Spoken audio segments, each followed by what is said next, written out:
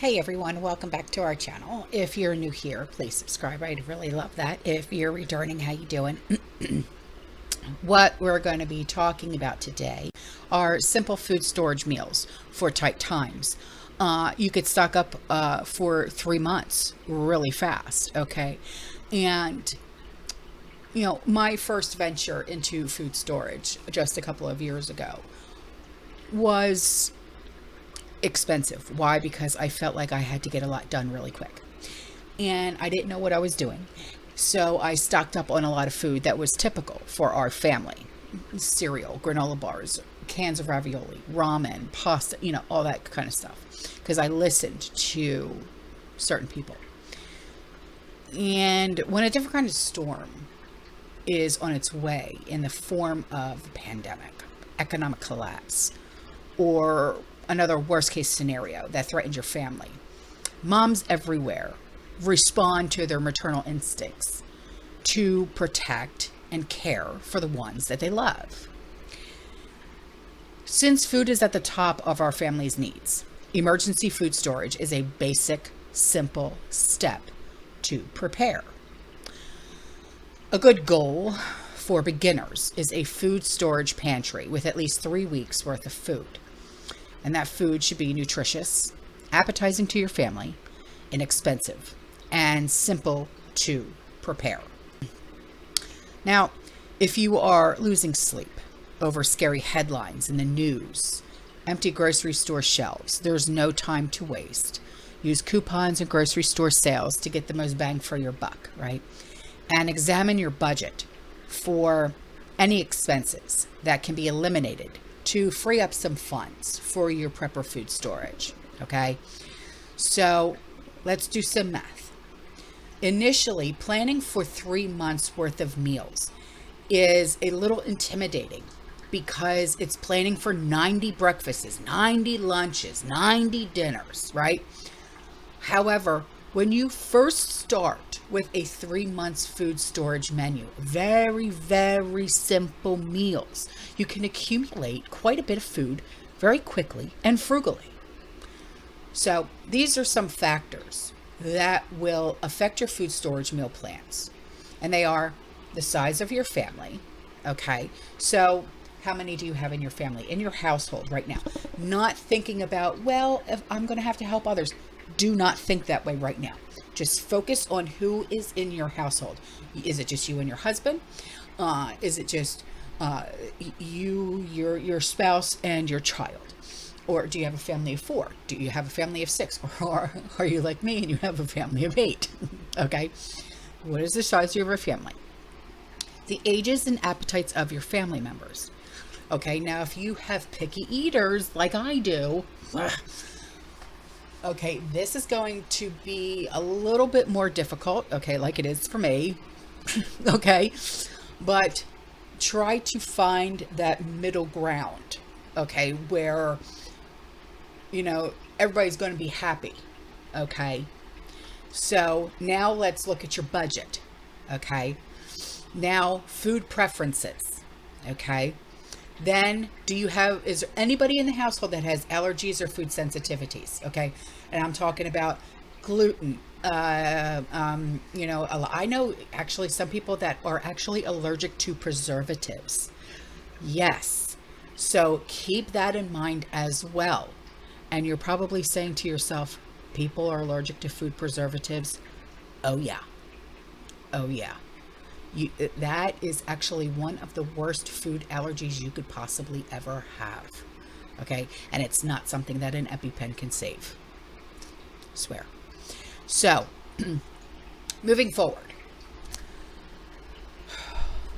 as I make one recommendation or another, if it's something that won't quite suit your circumstances, which it probably won't, okay, pause and think of alternatives that will. Okay.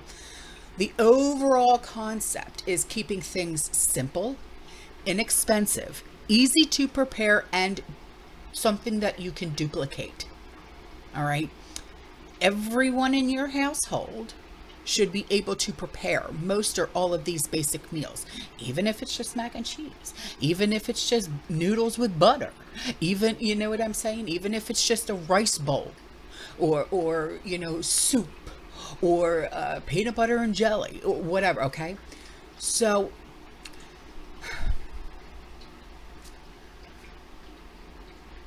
most or all of these are basic meals, okay? Nothing, extravagant, with a raspberry reduction on the side or, whatever. So an important consideration in case you or the adults in the household, the kids in the household are incapacitated or away from home, okay? So let's look at numbers, okay? That's important. All right, breakfast totals. You'll need to have ingredients or meal recipe lists, okay, for daily breakfast or 90 breakfasts. If your family doesn't typically eat much for breakfast or maybe skips it all together, then no worries, all right? My doctor, tells me that breakfast isn't, after all, the most important meal of the day. I know. But so don't be like guilty into feeling like you absolutely must stock up on breakfast foods, okay?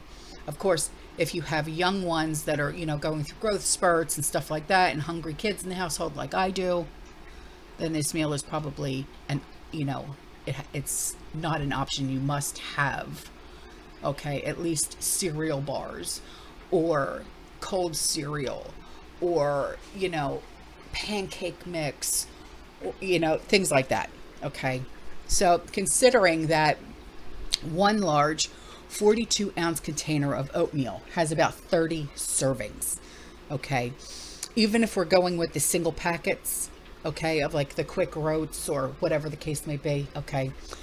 If you were to have a daily serving of oatmeal, you would only need 3 of these large containers, the large quick oats containers, okay? Plus any additions like honey, raisins, dried fruit, and then boom, you're good. Now there's 90 servings if you are alone, okay? So if you and your family love oatmeal and you need to feed 4 hungry mouths every single morning, then you'll need 12 of these large 42-ounce packages of oatmeal, all right? So lunch and dinner, okay? If you're planning on 3 meals every single day, which I don't know anybody who actually eats 3 meals a day, but I'll go on. Then you'll need to stock up on ingredients for 90 lunches and 90 dinners. It sounds intimidating and overwhelming. I get it, okay? And expensive, believe me. My philosophy is always to keep it simple. And in a crisis where food prep may not be as convenient or it's the last thing on your mind, consider having a late afternoon lunch, dinner, in place of 2 separate meals, okay? This will in turn save you money, and then you can always utilize the leftovers as a late night snack or a lunch dinner the following day, okay? Now, the following 3-month food storage menu suggestions. Now, these are just suggestions. They incorporate soups, bread, sandwiches, pasta meals, casseroles, gravy over rice and biscuits, rice and bean recipes. All right. Now, suggested meal totals by week, and then the total of each meal for a 3-month supply. Multiply these totals depending on how many additional meals you want to plan for, okay? So here's what I came up with. My eye itches. 2 batches of soap. Yeah, that too. Don't forget your HbA.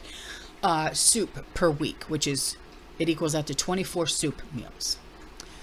2 pasta meals per week, equals out to 24 pasta meals for 3 months supply. Daily sandwiches equals bread and sandwich fillings for up to 90 meals, lunch and dinner, or both. Okay. Rice and beans recipes, 2 per week. It equals out to 24 rice and bean meals. 1 casserole a week equals out to 12 casserole meals for 3 months. A gravy meal equals 12 or more of these meals for 3 months supply. Now, an example of a meal schedule might look like this. On Monday, we're having oatmeal for breakfast, peanut butter and banana sandwiches for lunch, and chicken and rice soup for dinner. On Tuesday, we're having French toast for breakfast, leftover chicken and rice soup for lunch, and country sausage gravy over biscuits for dinner.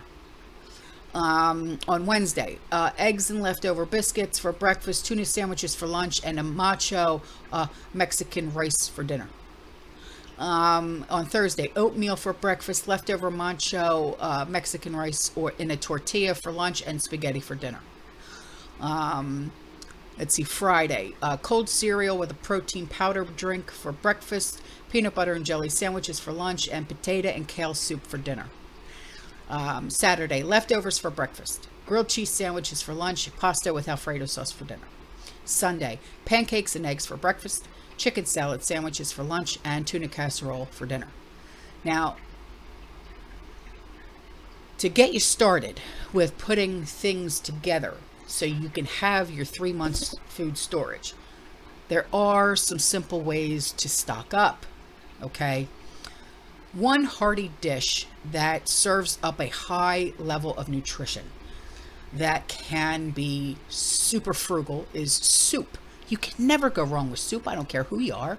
To get your prepper food storage going, stock up on ingredients that makes at least 24 batches of soup. 2 soup meals per week for your 3 month supply. If you make double batches, then you'll have leftovers for the next day. As a first step, buy high quality bouillon. Okay, you can never go wrong with bouillon in bulk. I always have beef bouillon, chicken bouillon, and veggie bouillon. Now, soup recipes generally contain some sort of broth, unless you're doing like broccoli and cheese, which is my favorite soup, by the way. It always contains, like, some soup is broth, veggies, protein of some kind, herbs, spices, and then it has like rice, barley, or sometimes even like a noodle. Okay. Now, in addition to enough bouillon to make 9 batches of soup, add this: 1 or 2 number 10 cans of potato dices. This will provide potatoes for both soup and chowder. 1 number 10 can of each veg, either dehydrated or freeze-dried. Okay, you could typically use in soup like onion, celery, carrots, mushrooms, corn for chowders, mixed veg, etc. Tomato powder is another good one, okay, for tomato-based soups, all right? Like if you're doing like a minestrone or something like that, okay? You could also do homemade pasta and enchilada sauces with the tomato powder. A number 10 can of instant milk for chowders, okay, powdered milk. Rice, beans, and small pastas, okay, like orzo or ditallinis. Because that adds extra bulk to your soups and calories as well. So, do you have to buy any of these ingredients in such large amounts? No, you don't. I do. Why? Because I have a large family. Okay.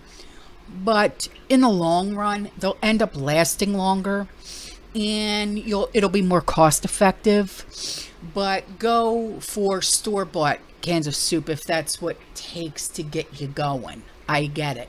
Use coupons, buy generic brands, shop the store sales, and then you'll end up with a very large stash of canned soup quickly. Now, calculate how many cans you need for 24 soup meals, and then set that number of cans as your goal. Okay? Now, if you already know how to bake a loaf of homemade bread, Stock up on enough ingredients to make a loaf of bread per day. And if you have more than 4 people in your family, a loaf of bread every other day for small family units or individuals. Keep the recipe very, very simple. That's your goal, to stock up quickly, using every penny and dollar wisely. All right. You will use your bread for sandwiches, toast, garlic bread, French toast, breadcrumbs, making croutons if you're having a salad. Okay.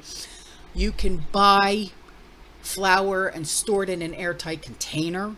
Before storing the flour, place it in a container with a tight lid and freeze it for a couple of days though, okay? Gets the buggies out. This, with the bugs and the insect eggs and stuff, so there's not going to be any surprises for you.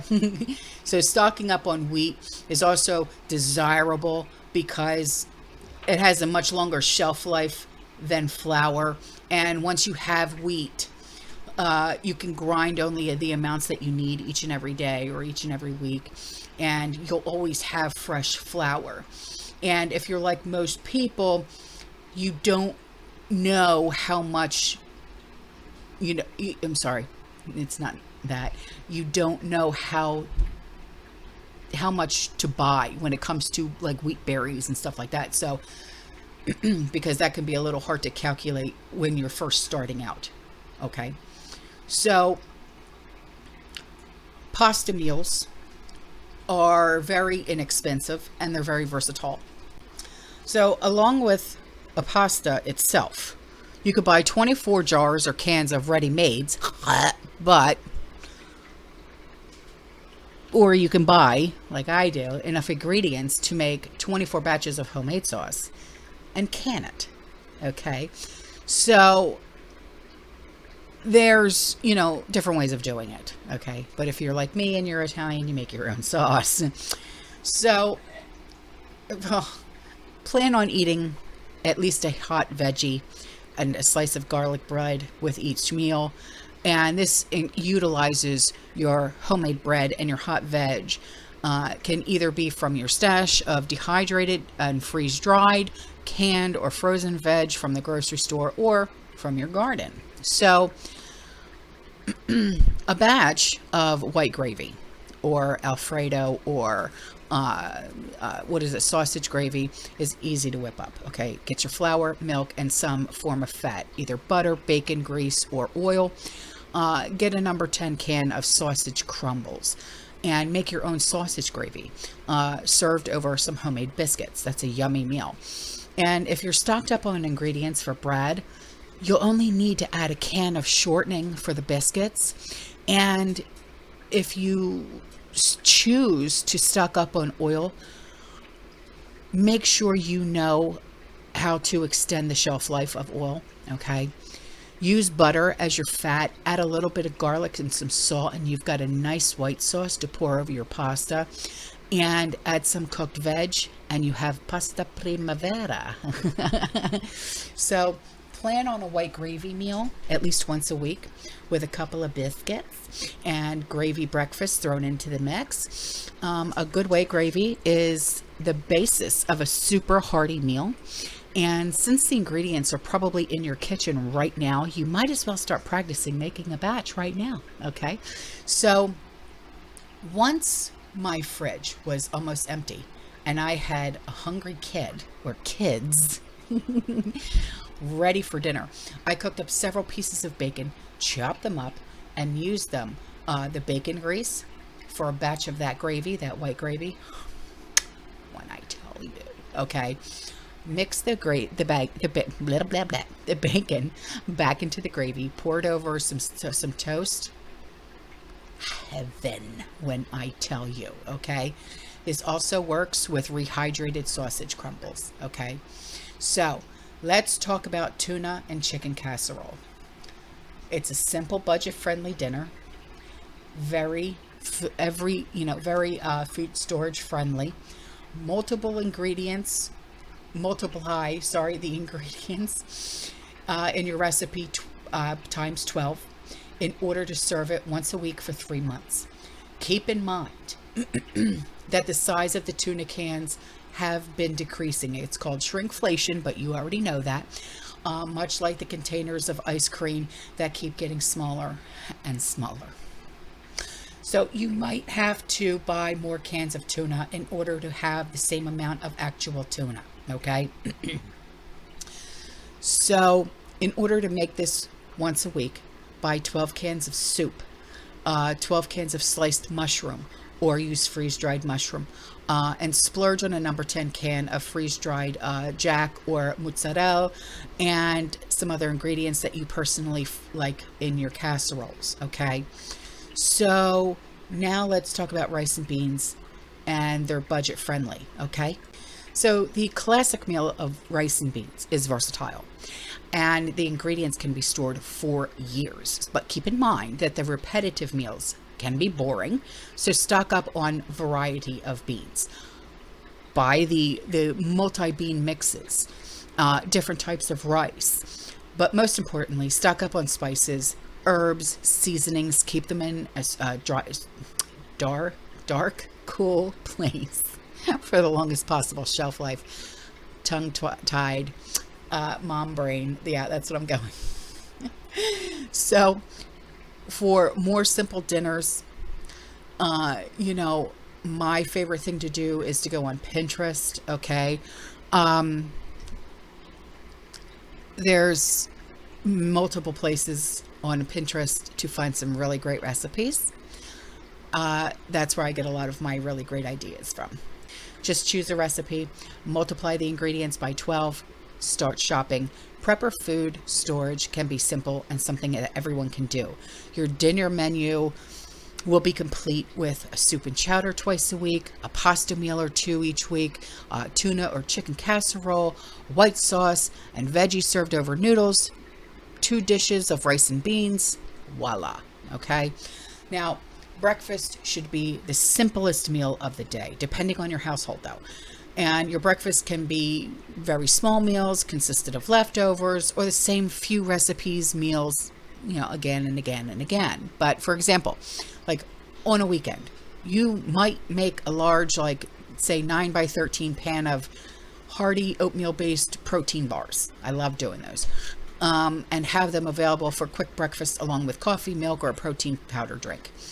Oatmeal makes a healthy and filling breakfast and has the added advantage of being versatile. It's also very inexpensive. And some stores carry oatmeal in their self-serve bins along with beans, cornmeal, etc. And 3 pounds of oatmeal will provide 30 servings, like I said. So figure out how much you need to buy in order to have an oatmeal breakfast at least 3 to 4 times a week, 1 serving per person per day. So for an easy change, make the baked oatmeal and then buy extra oatmeal if homemade granola, oatmeal cookies, homemade granola bars, if that sounds good to you, instead of just eating oatmeal, hot oatmeal cereal you want to break it up. In addition, buy a few pounds of brown sugar, or some honey, cinnamon, raisins, and, do add-ins so it's not so bland all the time. Plan on adding things like pancakes, French toast, homemade muffins, gravy and biscuits, eggs. Leftovers are good too, but keep breakfast quick, easy, and filling. So cooking 3 meals a day from scratch, it's going to get old really fast. I get it. There's nothing wrong with planning on canned ravioli or chili or tuna sandwiches, canned stew, peanut butter and jelly, even macaroni and cheese.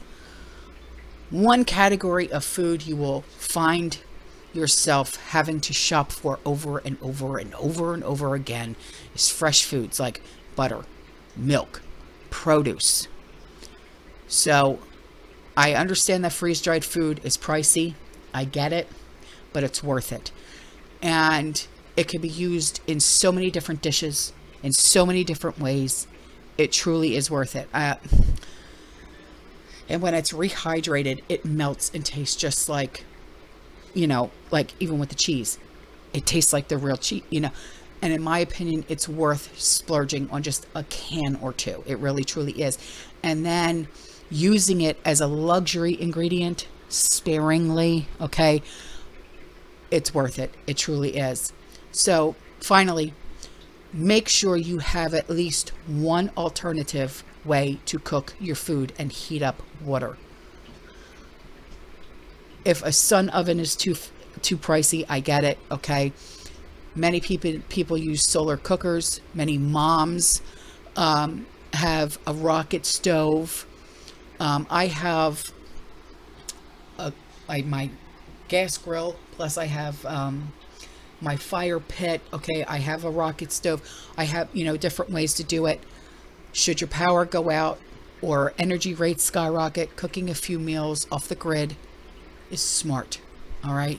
So circling back now to where I began, stocking up on ingredients for simple food storage meals can be daunting until you begin making lists of meals and recipes and ideas and doing a little bit of math, so you'll know exactly how much of each ingredient you will need for a 3-month supply.